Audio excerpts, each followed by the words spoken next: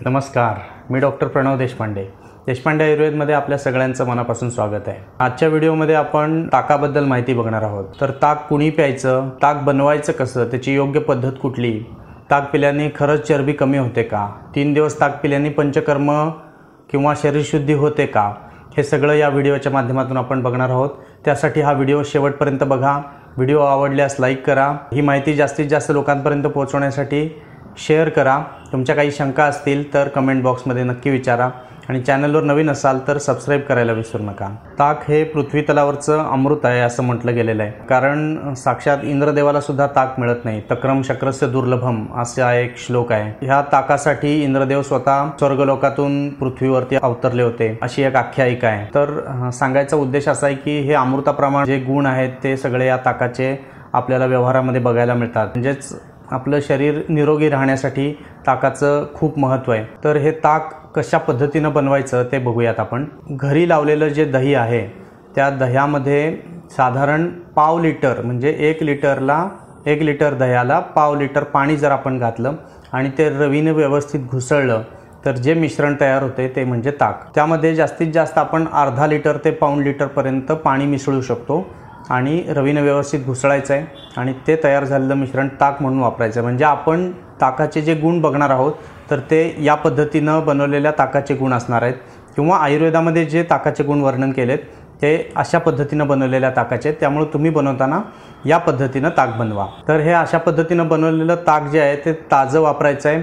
ताक नेहमी घरचं वापरायचं आहे। कुठल्या तरी डेअरीचं आणलं आहे, फ्रीजमध्ये ठेवलं आहे आणि फ्रीजमधलं ताक अजिबात वापरायचं नाही आहे। जेवढं तुम्ही ताजं अन्न खाल, कुठलाही पदार्थ जेवढा ताजा घ्याल, जेवढा घरचा असेल तेवढा तो तुमच्या आरोग्यासाठी चांगला आहे। ताक हे पचायला अत्यंत हलकं आहे, त्यामुळे त्याला पाचक असं म्हटलेलं आहे। ताकामध्ये थोडंसं सैंधव मीठ घातलं आणि ते जर घेतलं तर ते जड अन्न आपण काही खाल्लेलं असेल तर ते पचण्यासाठी मदत करतं। त्याचबरोबर अग्निदीपक आहे, म्हणजे ज्यांना भूक लागत नाही त्यांच्या अग्नी वाढवण्याचं काम हे ताक करतं। या ताकामध्ये थोडीशी त्रिकोटूची पावडर म्हणजेच सुंठ, मिऱ्या आणि पिंपळी अगदी 1-2 चिमूट जर आपण मिक्स केली, किंवा चित्रक म्हणून एक औषध आहे त्याची पावडर आपण मिक्स केली तर ते सुद्धा अग्नी वाढवण्यासाठी खूप चांगल्या पद्धतीनं मदत करतं। ज्यांचा अग्नी अगदी मंद आहे त्या लोकांनी वैद्यांच्या सल्ल्याने ताकामध्ये साधारण चित्रक चूर्ण जे आहे तर ते 2 ग्रॅम ते 5 ग्रॅम तुमच्या प्रकृतीनुसार त्या ताकामध्ये मिक्स करून साधारण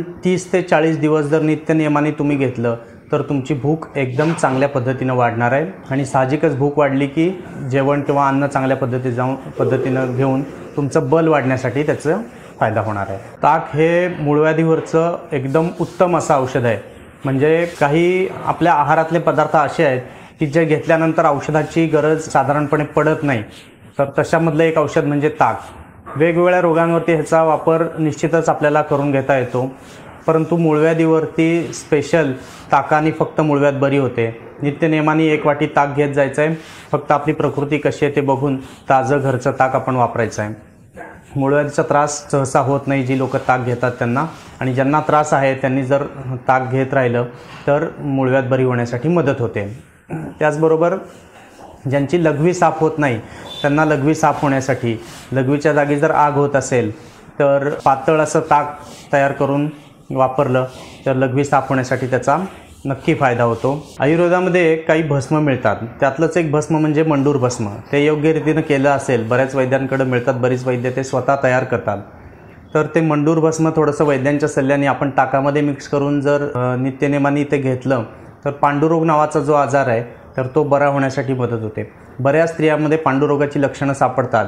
थकवा येत असतो, वारंवार विकनेस असतो, बरीच मल्टीव्हिटॅमिनच्या गोळ्या घेऊन सुद्धा तो कमी होत नाही। तर अशा लोकांनी मंडूर भस्म मिसळलेलं ताक जर घेतलं तर त्यांना खूप चांगल्या पद्धतीनं फायदा होतो। त्यांचा उत्साह वाढलेला तुम्हाला नक्की दिसून येईल। त्याचबरोबर ज्या लोकांना अंगावर सूज आहे, ज्यांना सूज असते त्यांनी शक्यतो पाणी कमी प्यायचं असतं किंवा पाणी टाळायचं असतं, तर पाण्याच्या ऐवजी तुम्ही ताकाचा वापर तिथं करू शकता। तुमच्या शरीरातली सूज कमी होण्यासाठी मदत होते। ताकामध्ये अनेक पौष्टिक घटक आहेत, तर त्यातला महत्त्वाचा घटक म्हणजे लॅक्टिक ॲसिड। पूर्वीच्या काळी फ्रान्समध्ये एका विद्यापीठात एक संशोधन केलं होतं की आयुष्य वाढवण्याचे काय काय उपाय करता येतील किंवा आयुष्य कसं वाढवायचं। तर त्यांना त्या संशोधनामध्ये आढळून आलं की बकरीची जी चरबी आहे किंवा बकरीचं जे आतडं आहे तर त्याच्यामध्ये लॅक्टिक ॲसिड नावाचा एक पदार्थ आहे ज्याच्या सेवनामुळं आरोग्यामध्ये वाढ होते, आयुष्यामध्ये वाढ होते। तर एवढं संशोधन करून त्यांना ते सापडलेलं आहे।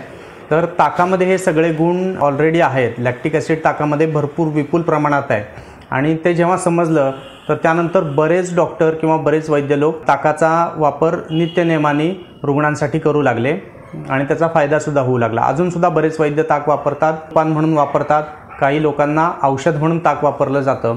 तर हे ताक तुम्हीसुद्धा वापरून बघा, त्याचा तुम्हाला नक्की फायदा होईल। त्याचबरोबर ताक कुणी घ्यायचं हे आपण बघितलं, पण ताक कुणी घ्यायचं नाही हे सुद्धा माहीत असणं खूप गरजेचं आहे।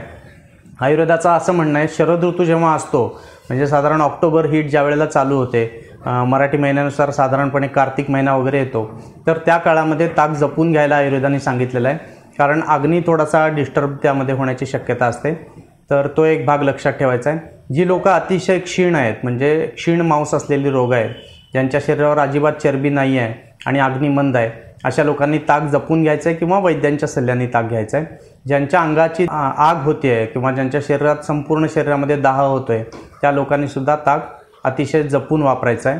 त्याचबरोबर ज्यांच्या शरीरामध्ये जखमा आहेत किंवा एखादी मोठी जखम झाली आहे, अशा लोकांनी ताक टाळायचं आहे। ते घेतलं तुम्ही तर ती जखम वाढायला मदत होते, जखम लवकर भरून येत नाही। जखम असताना जनरली कोरडं अन्न खाल्लं जातं, त्यामुळे ताकाचा वापर त्या काळामध्ये तुम्ही टाळायचा आहे। सगळ्यात महत्त्वाची गोष्ट इथं लक्षात घेतली पाहिजे की ताक हे आपल्या रोजच्या आहारातला एक पदार्थ आहे, तो नित्य सेवनीय असं आयुर्वेदाने सांगितलेलं आहे। त्यामुळं 3 दिवस ताक घेतलं आणि आपल्या शरीराची शुद्धी झाली आहे किंवा 3 दिवस ताक घेतलं आणि पंचकर्म झालं असं अजिबात होत नाही। त्यामुळं कोणी अभिनेता किंवा अभिनेत्री जर तुम्हाला सांगत असेल किंवा समाजामध्ये तुम्हाला वेगवेगळ्या व्हिडिओच्या माध्यमातून किंवा व्हॉट्सअपच्या मेसेजमधून जर अशा पद्धतीचे मेसेज येत असतील, मधल्या काळात हा ट्रेंड होता की 3 दिवस ताक प्यायचं, 5 दिवस ताक प्यायचं आणि संपूर्ण शरीराची शुद्धी होते, तर तसं अजिबात होणार नाही आहे। तसं असतं तर सगळी पंचकर्म सेंटर बंद पडली असती आणि शरीरशुद्धी सगळ्यांनी ताकावर केली असती। ताक हा नित्य सेवनातला भाग आहे, त्यामुळं नित्य सेवन करायचं आहे। 3 दिवस ताक घेऊन तुमच्या शरीरात थोडासा हलकेपणा येईल, 1-1.5 किलो वजन कमी होईल, परंतु त्यानंतर परत ते वजन वाढणार आहे। त्यामुळं ताक हे शास्त्रीय पद्धतीनं सेवन करा। जेवणानंतर ताक घ्या, 1 वाटी रोज ताक घ्या, ताजं घ्या आणि घरचं घ्या। ही माहिती तुम्हाला कशी वाटली मला कमेंट करून नक्की सांगा। पुन्हा भेटू एका नवीन व्हिडिओसह, नवीन शास्त्रीय माहितीसह। तोपर्यंत नमस्कार।